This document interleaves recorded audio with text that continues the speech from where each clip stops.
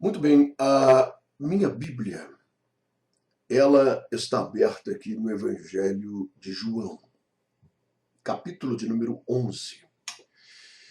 E nesse capítulo está narrada uma história extraordinária, tremenda. A ressurreição de Lázaro.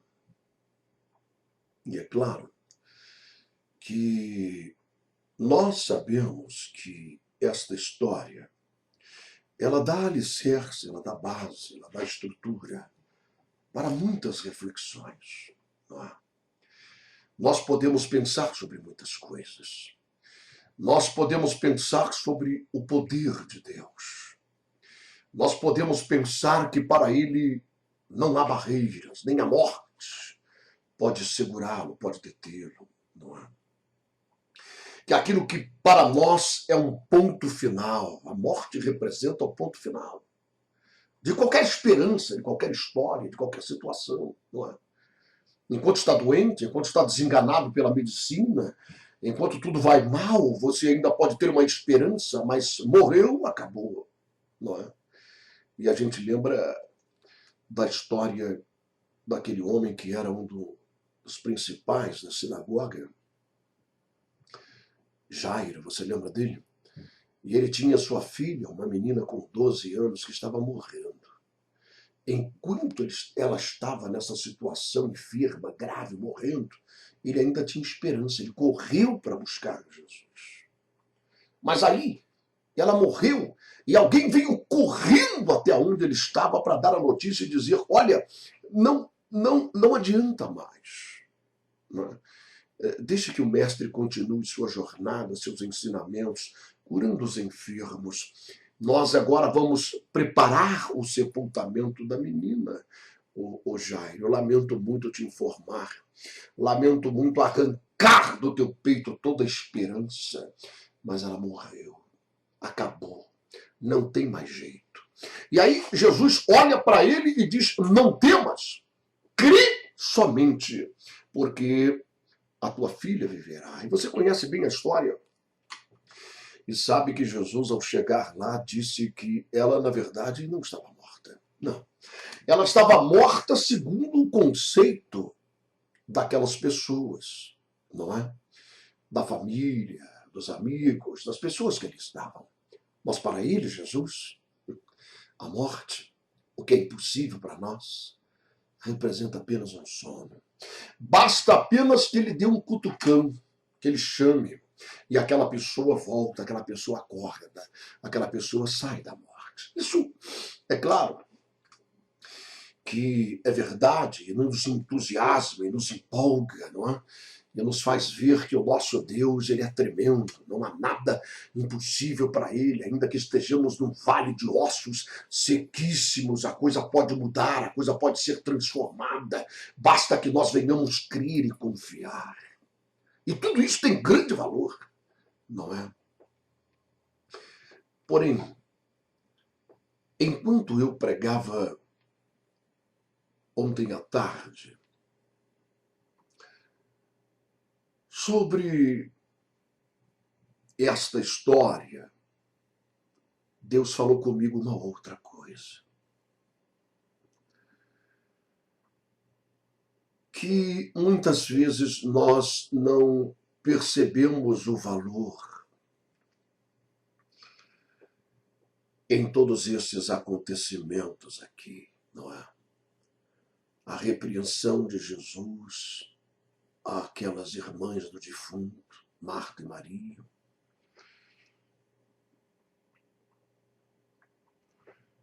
O poder extraordinário para chamar alguém da morte já há vários dias. Enfim. Mas, enquanto eu pregava, Deus me chamou a atenção para um fato. E esse é o tema dessa mensagem. O sentimento de Jesus. Isso importa, missionário, mas demais. Sabe por quê? Porque nós precisamos conhecer ao Senhor. A Bíblia diz que nós devemos conhecê-lo e prosseguir nesse conhecimento. O próprio Jesus, ele disse: conhecereis a verdade e a verdade vos libertará. Ou seja, à medida em que nós vamos conhecendo ao Senhor, à medida em que nós vamos conhecendo as verdades que dele emana, então nós vamos vendo as cadeias serem quebradas, as algemas serem abertas, e então a bênção de Deus vir sobre a nossa vida. Quais são os sentimentos dele? Por mim, por você. Aí você pode dizer de uma forma grosseira: eu sei que ele me ama. Mas sabe de uma coisa? Essa palavra amor, ela está um pouco desgastada, não é verdade? Tem muitas pessoas usando essa palavra e, na verdade, ela tem perdido o seu real significado. E aí você diz: Deus é amor. E aí você diz: porque Deus amou o mundo de tal maneira que entregou o seu único filho para que todo aquele que nele crê não pereça, mas ele tenha a vida eterna. Aleluia. Mas o que é esse sentimento, afinal? O que ele sente por mim, afinal? Quais são os sentimentos que estão dentro dele a respeito de minha pessoa, a respeito de sua pessoa? Sabe, isso tem um valor muito grande. Não basta apenas sabermos que ele é todo-poderoso, não basta apenas sabermos que ele criou os céus e a terra, os planetas, o cosmos, o universo, essa coisa extensa, vasta, que nunca termina, que caminha pelo espaço sideral com planetas e tantas coisas. Ele criou tudo isso. Não basta apenas sabermos que os oceanos da terra cabem na concha, na palma de suas mãos. Que coisa extraordinária, que poder é esse, meu irmão? Ele é o Criador de todas as coisas, ele fez tudo que os nossos olhos podem ver e tudo que os nossos olhos não podem ver. Sabe, isso é extraordinário, não há nada impossível para ele, coisa alguma, nada impossível para ele. Foi o que aquele anjo, lembra dele, o Gabriel, ele veio do céu para dizer isso àquela moça, aquela jovem virgem, lá de Nazaré, quando ele disse: Deus te escolheu para uma obra e você vai ter um filho. Ela disse: é impossível, eu não sou casada. Isso é impossível, Gabriel. Não tem jeito, não. E ele disse para ela: para Deus não existe essa palavra. Não há nada que seja impossível. E não há nada que seja maravilhoso demais. Que coisa tremenda, não é? Isso eleva a nossa fé, a nossa confiança de sabermos que tudo ao nosso redor pode mudar, que com ele ao nosso lado, nós temos a capacidade de saltar as muralhas e de destruir os exércitos. Mas sabermos que ele tem tanto poder assim é bom, mas ainda nos mantém distantes. Porque não sabemos, na verdade, o que ele sente por nós. Não sabemos, na verdade, nem sequer se ele se importa, de verdade mesmo. Se ele toma conhecimento do que se passa conosco, não é? Quantas vezes você pensa isso? Não é? Fale a verdade. Quantas vezes você não questiona isso? Não é? Você diz: eu sei que ele existe, eu sei que ele é poderoso, eu sei que para ele não há impossível. Mas eu vou falar a verdade, eu acho que ele deve amar tantas pessoas, mas a mim, talvez ele apenas goste de mim, mas não se importe muito com a minha dor. Aquele homem cheio de lepra que Lucas descreve o milagre que ele recebeu, lembra disso? A Bíblia Sagrada diz que aproximou-se do mestre um homem tomado pela lepra. Pense nisso. Alguém condenado à morte, abandonado pela família, não é? Abandonado pela sociedade, vivia num buraco, num gueto, não é? Numa gruta escura, apenas aguardando o dia da sua morte. Assim eram os leprosos. Eles tinham que ficar numa área afastada do centro da cidade, para não contaminar os outros. E ele vivia ali, vendo a sua carne apodrecer, o mau cheiro dos ossos. Que coisa, irmão. E aí ele toma conhecimento, né, que Jesus de Nazaré, ele era o Messias, aguardado pelos hebreus, pelo povo de Israel. A promessa de Deus, não é? E que ele ressuscitava mortos e purificava leprosos e fazia cegos enxergar e expelia demônios apenas falando com eles para irem embora de suas vítimas. E todas essas notícias se espalhavam por todas as redondezas e chegou aos ouvidos desse pobre infeliz que vivia numa gruta escura, vendo seu corpo apodrecer dia após dia. Não é? E quando ele se aproxima do mestre, ele declara, ele põe para fora, não é? A Bíblia diz que aquilo que está cheio o coração é disso que fala a boca. Ele põe para fora o que estava cheio no seu coração. Ele diz, eu sei que tu podes. Eu sei que tu podes. Eu só não sei se tu queres. Eu só não sei se eu tenho alguma importância. Eu só não sei se eu tenho algum valor. Eu não sei qual é o teu sentimento por mim. Tá certo que tu ama Pedro, Tiago, João, André, Filipe, Bartolomeu, não é? Maria e todas essa gente, essas pessoas aí. Mas eu sou um personagem insignificante. Eu sou nada, eu sou um zero à esquerda.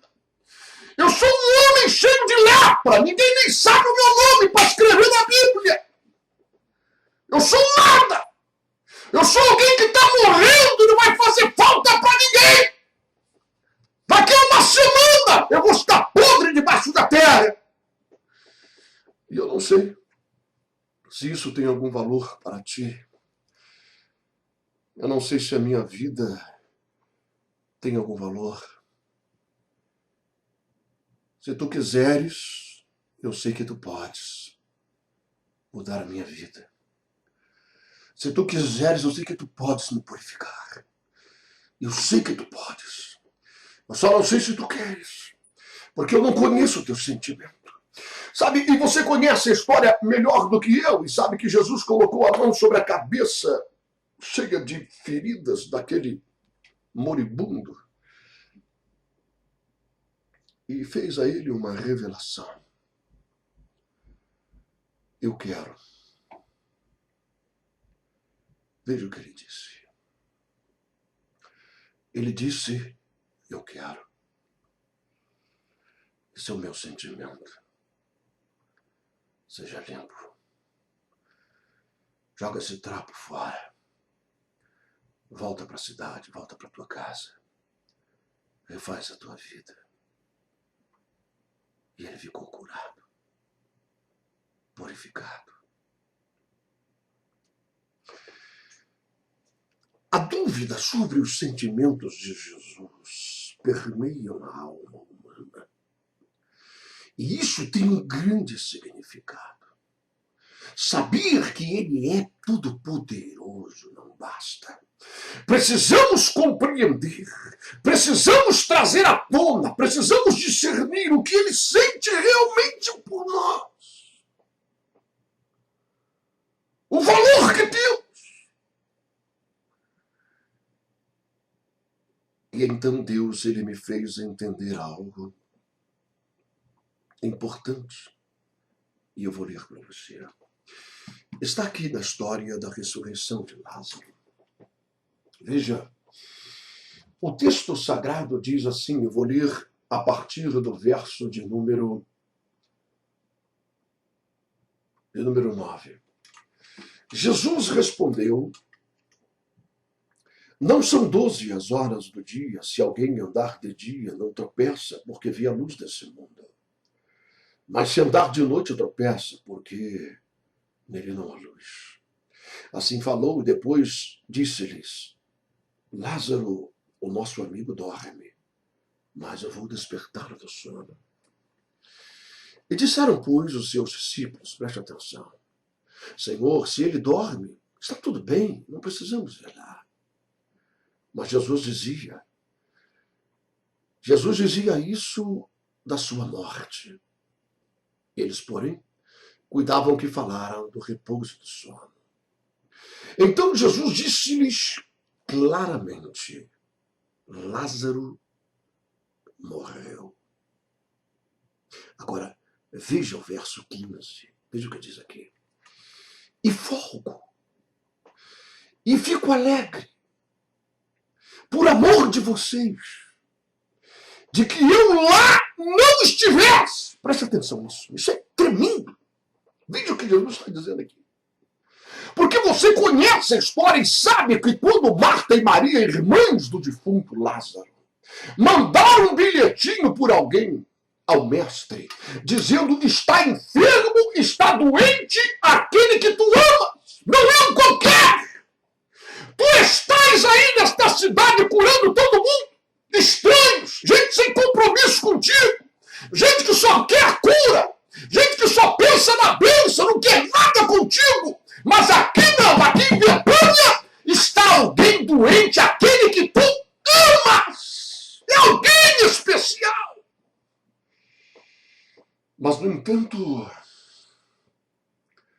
para a surpresa de todos, o mestre não foi. E ele disse aos seus discípulos assim: pode sentar todo mundo, nós não vamos. Eles arregalaram os olhos: mestre, mas que é isso? Lázaro a gente conhece, ele é teu discípulo, ele te ama de verdade. Está doente, coitado. Só está curando todo mundo aqui, gente estranha, gente que o senhor nunca viu, gente que nunca te viu, gente que não tem compromisso, só quer a cura. E Lázaro não, ele é teu discípulo. O bilhete está certo, está doente aquele que tu ama. Não é? Isso não vai? E então Jesus ele disse assim: não se preocupe, essa enfermidade não é para a morte, mas para a glória de Deus. Ele disse isso. E eles ficaram tranquilos. Eles disseram: então, aleluia, vamos dar glória. Não é para a morte, fica tranquilo. Não é? E de repente, alguns dias depois, Jesus se levanta e diz: vamos despertar Lázaro do sono. Ele disse: não, mestre, que isso? Deixa ele cochilar. Está perigoso lá. Em Betânia ali encostadinho em Jerusalém, a coisa está feia. Estão te perseguindo, não é? E Jesus disse a eles claramente: Lázaro morreu. Que choque, irmão. O Hélio tinha dito que não era para a morte a doença. E agora ele está dizendo claramente que Lázaro morreu. E ele ficou aqui esperando esses dias todos. E diz que Lázaro agora está morto. Mas no verso 15 ele diz algo surpreendente e que talvez você nunca tenha pensado nisso. Ele diz assim: e folgo, e eu fico alegre por causa de vocês, que eu lá não estivesse. Veja isso aqui.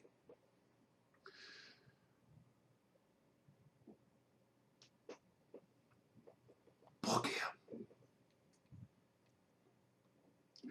Jesus queria dar a eles um ensinamento. A eles, a mim, a você. Sim. Nós estamos falando de discípulos, de homens que estão aprendendo a viver debaixo de um outro reino. De homens que estão aprendendo a discernir e a compreender coisas espirituais. Eles precisavam ser ensinados. Não apenas eles, mas todos nós agora que lemos o texto sagrado. Jesus não tinha dúvida alguma de que ele iria ressuscitar. Lázaro. Veja, quando ele chegou lá e a mulher se aproximou dele, ele disse: mulher, eu sou a ressurreição e a vida. Você está aí reclamando que eu cheguei tarde demais? Que se eu tivesse chegado aqui alguns dias antes, teu irmão não morreria, mas eu sou a ressurreição e a vida. E o teu irmão vai levantar. Porque quem crê em mim, quem está confiando e esperando por mim, quando eu chegar, se ele já estiver morto, ele volta a viver. E se ele ainda estiver vivo, ele não morrerá. Então, Jesus não tinha dúvida. Ele não estava pensando, será que vai dar certo isso? Esse milagre está difícil, ou seja, o sujeito está podre, não é? Já tem vários dias que ele está sepultado. A mulher, a irmã dele não queria nem que abrisse mais o túmulo. Quando Jesus falou, me leva até lá e abre, tira aquela pedra. A irmã, que se queixou tanto de Jesus ter chegado tarde, não é?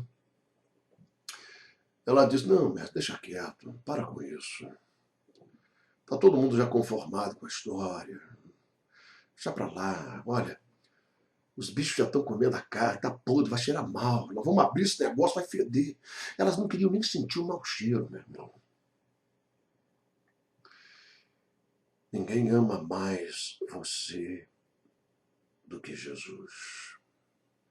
Ninguém se importa mais com você, comigo, do que Jesus. Preste atenção nisso. Por que Jesus disse, eu me alegro por causa de vocês? Por causa dos discípulos. Que eu lá não estivesse. Por que ele disse isso? Por quê? Ele queria trazer um ensinamento. Que ensinamento é esse? O ensinamento de que ninguém espera por ele em vão. E ele fez esse homem servir de exemplo. Porque ele estava lá esperando, um dia após o outro, uma hora após a outra, olhando no relógio da parede. E nada do mestre. E o diabo cochichava no ouvido dele, tá vendo aí? Ô Lázaro, cadê o homem? Você foi fiel, você serviu, não é? Você fez a sua obra, você confiou nele. Ele está ali do lado, na cidade vizinha, dava tempo de ter chegado, ó. Não veio porque não quis, recebeu o bilhete, recebeu o recado, ele sabe que você está doente, ele sabe que você está ardendo em febre, ele sabe que você vai morrer, mas ele não vem! Ele não vem!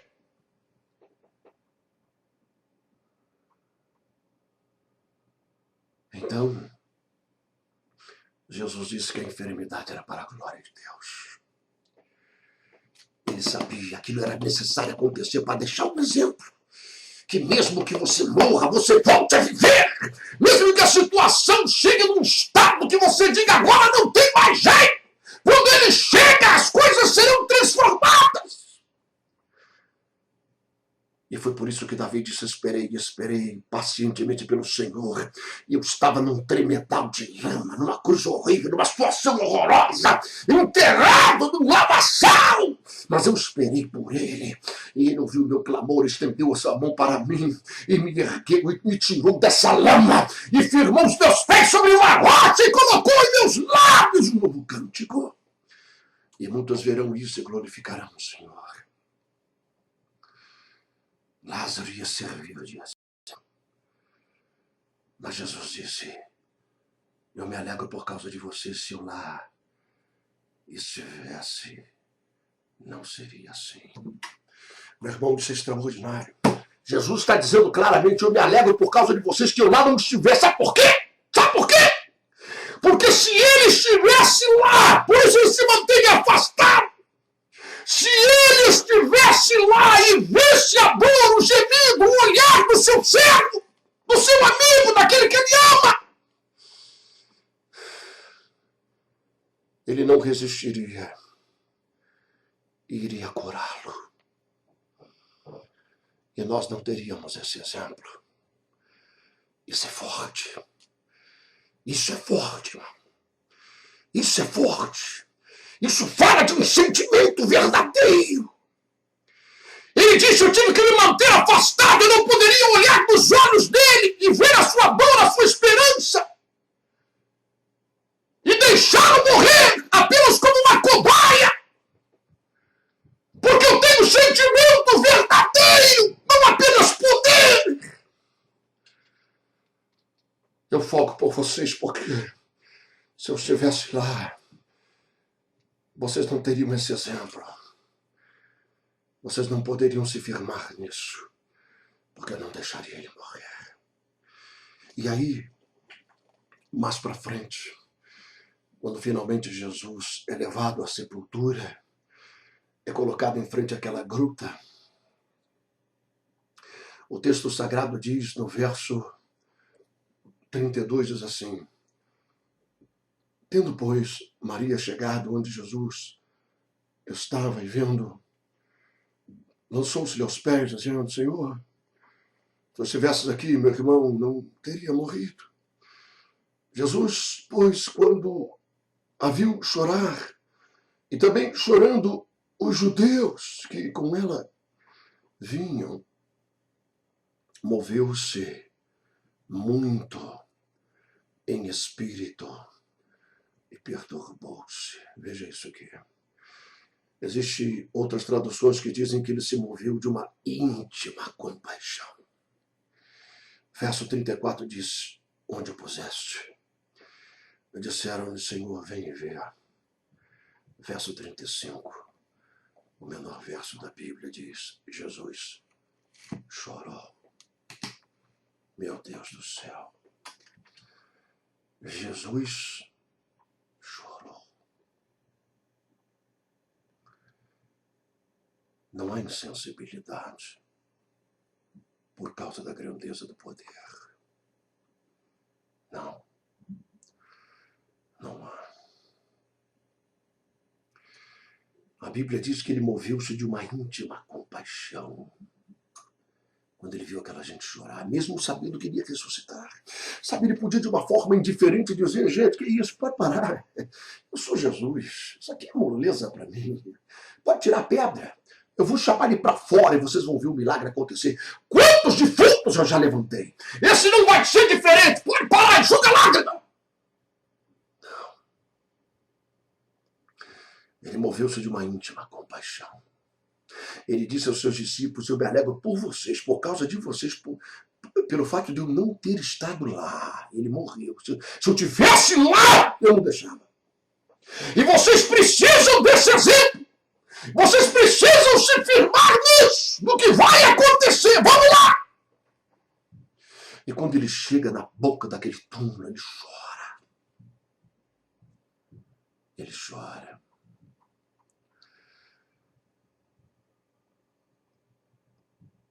Não apenas o milagre em si da ressurreição deve nos empolgar e nos entusiasmar, mas o fato de Jesus dizer: se eu estivesse lá, isso não iria acontecer. Eu me alegro por causa de vocês, porque vocês terão um grande exemplo, que ninguém espera por mim em vão, e quando eu chego eu mudo tudo. Se já estiver morto, volta a viver. Se estiver vivo, não morre. Eu me alegro por vocês. Vocês vão ter um exemplo. Se eu estivesse lá, eu não deixava ele morrer. Isso é sentimento de verdade. Não apenas poder. Não apenas poder, mas sentimento de verdade. E é esse o sentimento que ele tem por você. Sabe, às vezes eu fico pensando no texto que diz que ele se esvaziou da sua condição de Deus e tomou a forma humana no ventre de uma jovem Nazaré e esteve como homem andando entre nós. Dentre todas as coisas que você pode afirmar acerca desse fato, uma das coisas é inegável. Ele veio sentir na pele no osso, na carne, o que nós sentimos. Preste atenção. Porque Deus, ele não pode ser tentado, Deus, ele não passa nem fome, ele não passa sede. E muitas vezes os homens podiam falar com ele sobre essas coisas, não é? Sobre suas fraquezas ou sobre suas tentações. E podiam falar sobre a fome, podiam falar sobre a vergonha, e podiam falar sobre a dor de uma traição. Mas Deus, em muitos desses casos, não sabia de fato a extensão e a gravidade do que eles estavam falando, porque ele nunca havia sentido fome, nem sede, nem cansaço, não é? E nem nunca foi tentado. Mas agora, como homem, ele experimentava todas essas coisas para aumentar o grau da sua comunhão com o homem que ele criou à sua imagem e semelhança. Por isso, hoje, refletindo sobre essas coisas, sobre o sentimento de Jesus, o fato dele ter chorado diante daquele túmulo, e ele podia, de uma forma arrogante, fria, dizer: se afasta, porque agora eu vou chamar o morto. Mas ele chorou, se moveu de uma íntima compaixão, quando viu aquele túmulo e o corpo dele apodrecido lá embaixo, e toda aquela gente chorando amargamente. Foi o que ele disse para aquele leproso: não apenas quero que você saiba que eu tenho todo o poder, quero que você saiba que eu quero usar esse poder na sua vida. Eu quero, seja limpo agora, seja abençoado, em nome de Jesus.